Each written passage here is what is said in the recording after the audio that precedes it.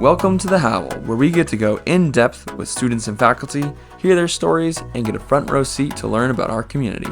I'm your host, Jacob Guertin, the Associate Director of Admissions here, and today we have a very special episode with alum Jason Lim, class of 2000. We are recording this during Fall Family Weekend while Jason is on campus to visit his son, who decided this year was the right time to experience Rectory himself. We will sit down to talk about memories, former faculty, and the evolution of campus. Without further ado, let's howl! All right. Well, we are here for a very special edition of the Howl. It is Fall Family Weekend, so our setting is a little bit different. We're here in the Deal House with an alum that has some pretty great stuff to share. I met throughout the admissions process and then luckily got his son in my dorm. So it was really cool to watch him go through DGB after 20 plus years. And I am super excited to have you here, Jason. How are you doing this morning? I'm great. Thank you for having me. Thank you for having me, Jacob. Yeah. I'm really excited to get into it. We've been sharing the voices of Rectory, and it's hard to get an alum on campus all the time because we're all over the world. And for Fall Family Weekend, we're so excited to have you guys here. Get to watch some soccer games today. We got some beautiful weather. Chef Dave will be cooking up some great stuff on the pavilion. But if you want to start by sharing a little bit about who you are and your experience and your just a little bit of your upbringing and kind of what led you to Rectory. I see. So my name is Jason. Actually, back in my school day, I didn't use English name. I used my own Korean name is Hyungjun, and I was born in Korea, raised in a family with full of happiness. And I have a younger brother. He's about 4 years younger than me. He also went to school here. Yeah. He graduated here in 2003. I was graduated 2000. He actually graduated 2003 because he only went here until 8th grade. Okay. And we're very close brothers, but at the same time, we fought a lot. But we haven't got a chance to meet each other in the Rectory School because of the age gaps of 4 years. We also went to the same high school in Massachusetts, but still, because we didn't stay at the same time because of the age gap. But in college, we finally met in Pittsburgh. Oh, that's awesome. Yeah, so in my senior year, he was a freshman in college, and we were the roomie. And we're the best roomie because he was the best cook and I'm the best supervisor, so yeah, that's a cool story. That's awesome. He cooked and I cleaned. So. That's a great 1-2 punch. So, what was your what led you to Rectory at first, and why did your family or you decide that it was the right move at the time? Okay, that's a good question. Start with a funny story. I have a cousin whose name is Will. And we go way back. We were very close. He was like my teenage role model. And one day, when it was like 11 or 12, he said he's going to study abroad because we were both in Korea. And so he's gone and then we all missed him. But then he comes back at the next year in summer break and noticed that he stayed like 2 weeks. He didn't just stay 2 weeks. He stayed it's more than a month. He actually stayed like 3 months. So I noticed that, in the States, the summer break's like 3 months. Yeah. So that's why, just one of the trigger point that mom and dad, I want to study abroad, Nice. And that's just for the funny kickoff. And the other reason is that, one is the experience. The reason I chose Rectory School is, because it's one of the greatest opportunity I had at Rectory School was the chance to experience things that I could never have elsewhere, right? And here you're given with a wide range of choices from academic to sports to arts. And it is your free will to explore what excites you. And this school encouraged students to pursue their paths, and that freedom shaped my journey in a way that I could, never expected. And the second thing is that it's the confidence, right? So Rectory also taught me the value of confidence, especially the confidence to, not to be afraid of a failure. So I learned that a true failure isn't about, making a mistake, but it's about not trying at all, right? So every setback is just the one step toward the success. And this is a lesson that I carry with me to this day. So the school gave me this courage to take those steps, no matter how uncertainty, they seems at the time. So these are the two lessons that I learned at the school. Oh, that's so beautiful. I really like that story. I always hear Mr. Williams talk about the kick the tires years for middle school, right? You kind of figure out who you are a little bit because you get to try a lot of different things.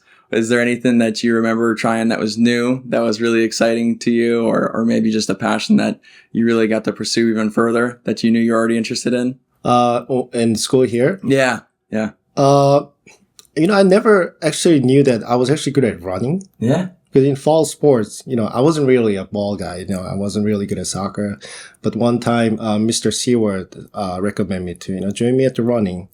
And we ran. And it fits me in a way that, some people who really like running says there's a runner's high. Mm-hmm. I kind of felt while I was running with Seward and with Brett Seward and John Seward. Yeah. Yeah. So I wonder how many people Brad Seward has recruited to run, because when I first got here, it was one of his last years here at Rectory, and he's always running all over the place. And even when he retired from Rectory, I mean, anyone who knows Rectory knows that the Seward name is synonymous with it. Mm-hmm. So that's really cool to hear that you were one of that crew that got recruited into running. Mm-hmm. Yeah. So how about are there any moments or any other teachers? Maybe it is Mr. Seward, but anything that sticks out to you from your time when you were here at Rectory? You're talking about the faculty members? Yeah, just like, is there any moments or stories that kind of stick out as a part of your experience? I mean, yeah, that was a really great one to hear, but any meaningful, any other mentions? Mrs. Morano was, I remember that because she was my dorm parent. We talked about this. It's now girls' dorm, but back there it was called Cedars with the red house. Sorry to hear they burned out. Yeah. How they burned down? I don't know. That was, it was before my time, but that space was kind of vacant. It was sometimes a volleyball place in the springtime. And then the funding for Centennial Dorms started in around 2023, I think, or so. And then it opened up in 2023. I'm sorry. But yeah, that was a crazy story. That was I've heard a lot of alum talk about Cedars, and it was a great location on campus. And it is nice that we can use that space now for a new dorm, but sadly, it did actually burn down in a fire. Mm-hmm. Yeah. So Mrs. Morano was one of my best, teacher and also a dorm parent. Yeah. I loved her dog and she was very nice to pretty much everybody. And, so in my 7th grade, I had a roommate with, Andrea, I guess. And we were just like the, group of family in the Cedars. We were just so close. There's only like 7 or 8 kids. We're very close. And I could also recall, Mr. Washburn. He was the great, soccer coach. Yeah. And Mr. DiPaolo was a great, music teacher. And, Mr. Groom was, history teacher. Yeah. I actually saw, his, retirement ceremony, was it? Or the, dining hall. Yep. Yeah. I saw in the YouTube. Have you had a chance to see him this weekend? Usually he's around. He actually doesn't live far from here. I haven't got a chance to. Oh my God. Well, if I see him, I'll make sure I tell him that you're here because he was at the Prism concert, the rehearsal yesterday. I don't know if you got to catch that, but that was the Prism concert here when you started? I remember over the speakers, they said it started not too long ago. So it might have been a newer tradition, but the Prism concert, it was a beautiful concert last night. It was. Yeah. It was actually my first time seeing the Prism concert. Great. Hearing all the history of Prism concert, it started since 2001. It was like the year after I graduated. Just missed it then. Just missed it, but it was great. It was just non-stop, seamless the music. Yeah. And surrounded by, everywhere, front and right and left. Yeah. I loved it. My wife really loved it, and I wish Mark can join next year. Yeah. So that's the perfect transition. One of the reasons that we really met and have this experience, and one of the great values that I'm hoping to capture. Oh, just one more thing. Yeah, I wanted to mention John Seward. Mm-hmm. I mean he was like 2 years younger than I was, but he was really good at every sports. So he was like a, Stephen Curry when he plays basketball. He never misses, even the 3-point. And he was like, Roger Federer, when he's at the tennis court. Yeah. And he's like really good at every sport. That's why I recall. And I just noticed that he was the director of admission a few years back. Yeah, he actually hired me. Yeah, he hired me in my first year. I started 2019. John hired me, and just that same C-word name, right? So exactly all those same values that he passed down to John from Brad, and John was an incredible part of the community for a long time. Yeah, that's a great mention. We always hear John's name come up, and we love when he comes back to visit campus. So, well, that's great. So I wanted to, one of the reasons why I wanted to talk to you. Obviously, Rectory's doing something right if you send your son back here. So, we get to talk to a lot of students and get their authentic experience. And Rectory's changed over time. And I'd be interested and the world has changed over time, right? So sending your son away is a huge decision that you and your family made, and you understood it because you did it. So for people that are new to boarding school, sometimes it's really hard to grasp and understand. So I love this opportunity to understand what are some of the reasons that you thought it was the right time for your son, and talking about how his experience is starting off same or different, and just a little bit, just talk about the decision in general. I see. That's a very good question. Teenage is a very important stage of life in terms of establishing its own, your identity, or, deciding, lifetime career, for your journey. Yeah. So the main reason our family, chose Rectory School for Mark is because, we value the importance of the, communal life, right?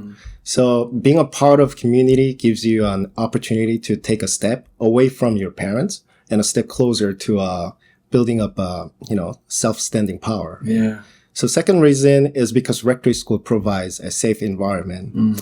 So living in a world like, the various uncertainty of dangers, life in Rectory School is one of the most, safety place. The parents can, feel safe and trusted.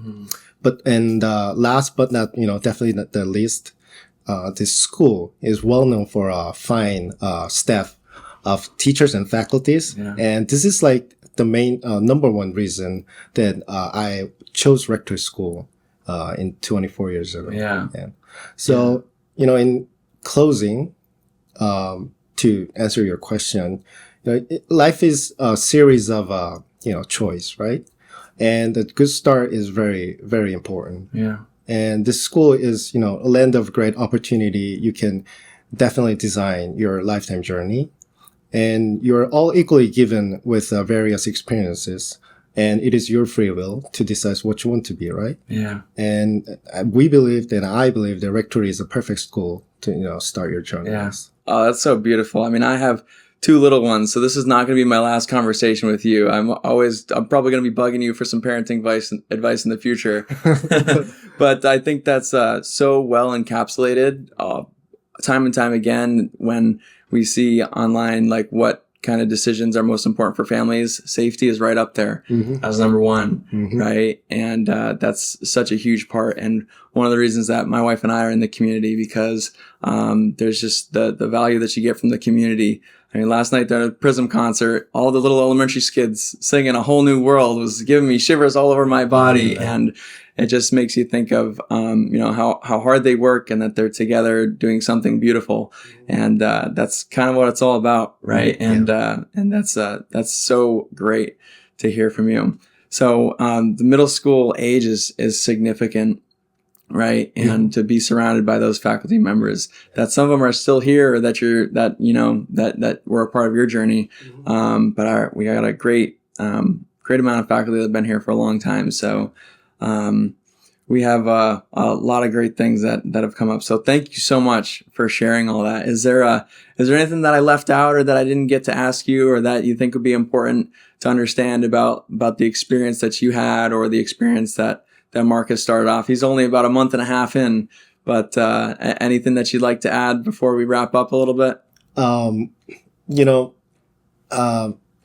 we still think that it's our best choice to send Mark, at the Rectory School, and we want him to, experience the same experience that I have. Yeah. And I'm pretty sure he's going to do very well. Yeah. And I expect him to do he doesn't have to be perfect. No one has to be perfect because there's no right or wrong, right. Lifetime choices. Right.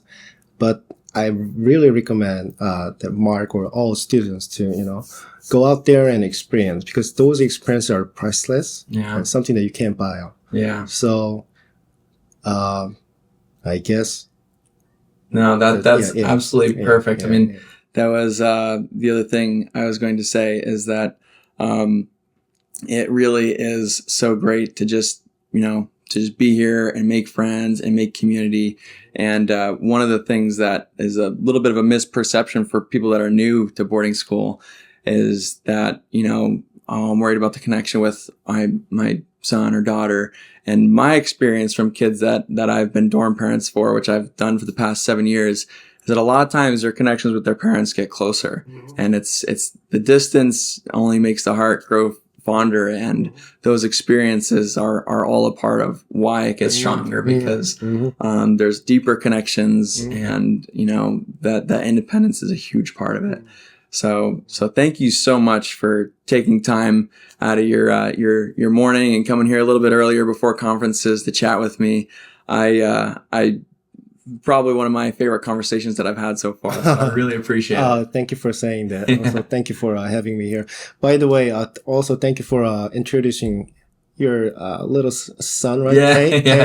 Yeah. My wife was so into it. She said, "Can I see him again today?" I said, "Well, we'll see." Oh, she's a baby magnet, man. My youngest, he goes all over the place on campus, and he's usually just feeling everybody out, looking around. And he was like reaching for her yesterday. So she has a special connection. Yeah, of course. If we get a chance, we may hang out. Yeah, absolutely. Yeah. Well, thank you. And usually, I'll transition to the last part of this interview, which won't take too much longer. Usually with our students, I'll do a trivia here. Mm-hmm. And, I think there's more for me to learn from you than there is for you to learn from me, any trivia that I could give. So even if it's just a fun fact or how campus has changed over time, I'd love to hear from you, about, just some of those changes or just any fun facts like that you might have. Thanks Auditorium. Yeah. I wasn't there when I was back in 24 years. So it's one of the best, finest auditorium I've ever seen. And Art Barn is new art building, right? Yeah. Designed very nicely. And a new dining hall. Now it's Mr. Groom. The Groom Dining Hall. Yeah. Yeah, it's everything is so, just schools are developing, growing. Besides going to the changes, the one that remains still is the DGB. Mm-hmm. So DGB is still one of my best dormitory. Yeah. I went to a couple of net theaters and DGB and dining memorial hall. DGB is one of the best place, and it was very popular because it's got this single roof, right? Yep. And although it's old, it's seasoned, it's well seasoned, it still looks very good.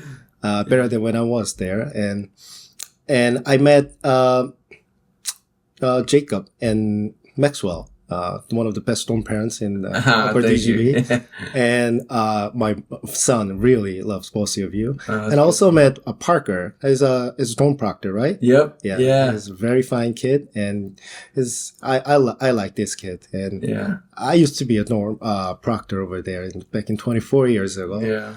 And guess Parker is going to be very, successful doing in his job. Yeah, that was such a cool moment when you came and visit, or when you first dropped Mark off that first day, and say, "Hey, Mark, I want you to meet the proctor. The proctor's a big deal." And Parker is so great. He always tells the kids he's going to take their tech, and then he whispers to me, "I know I can't actually take their tech, but I just want them to think I can, so they listen to me." So hopefully the kids don't listen to that and hear that. But Parker is great. He's been awesome, and that's part of the relationships that get built and where they first start. So we should give proctors more authority, in a way that not as much as dorm parents, but very close. Yeah, I mean, there's a very select few of them, and I would say those proctors they carry a lot of responsibility, and they do take it very well. So Hey, I give Proctor a lot of discretion, or Parker a lot of discretion as Parker. Him and Kaito make a good team. So I was really lucky this year. I always have good proctors because they're usually best of the best. Any other changes since you've been here that you can think of? I could recall that, every meal, breakfast, lunch, and dinner, we had a prayer over the meal. And Mr. McKenzie and Mr. Healy was in charge of that. So beside that, we also wear a jacket and tie every day. We went to a chapel over there. It's still there. It looks fine. Yeah. Every Wednesday, Mr. Watt was the prayer over there. And it's all gone now because students don't wear a jacket and tie, right? But it looks good though. Yeah. No, that's been an interesting change. When I first started, it was COVID that made it all, changed everything. But we used to do that when I first started here. We did Sunday morning chapels and we did the whole suit and tie on Sunday morning, which I do miss a lot, honestly. But now we do a 5-day rectory, class dress, which is a little bit more relaxed, but still kids look really nice. So they look nice. Yeah, it's an interesting change, and it's one of those things that you can kind of reminisce. It's a little nostalgic when you do dress up, you think about it. But we still do our monthly chapels, so it just kind of takes a little bit of a different shape. And but that's really cool to see how much it's stuck in your memory and how significant that was to you. Well, I want to thank you so much for the time. This conversation was awesome. And like I said, I got you on speed dial for as my kids grow. I'm going to be reaching out to you and asking you for advice because you've done things right. Mark is an exceptional young man, and I'm so lucky to have him and have you because it's a partnership with the dorm parents and the parents. So thank you so much for that. Thank you so much for this time. And, there's only one way that we get to end this. So that's with the Howl, the name of the podcast. And when you first came here, we were just talking that, we weren't the Wolves when you were here, right? I was the boy with the Rectory School boy. Yeah. The logo. I don't know if there was a schoolboy mascot, but the logo was the football in one hand and the book in the other hand. So, over time, the things that have changed, but Wolf is very fitting because it's a community. There's no lone wolf here for sure. The wolf, as they're known, work together. And I think that's really fitting for our community. So, we became the Wolves in 2012. And, ever since I started the podcast, The Howl, we always end on a fun, light note because as hard as we work and as serious as we take things, we also, like to enjoy each other and have fun. So I always end with a howl, and that's how we're going to send it off and finish it off. So if you want to just follow my lead. Let's go. Thank you so much, Jason. I appreciate it. Thank you. All right. Thank you. Howl! Great job. Thank you so much. Thank you. If you want to find out more about Rectory School, call the admissions office at 860-928-1328, or you can reach us at admissions@rectoryschool.org. Thanks for listening.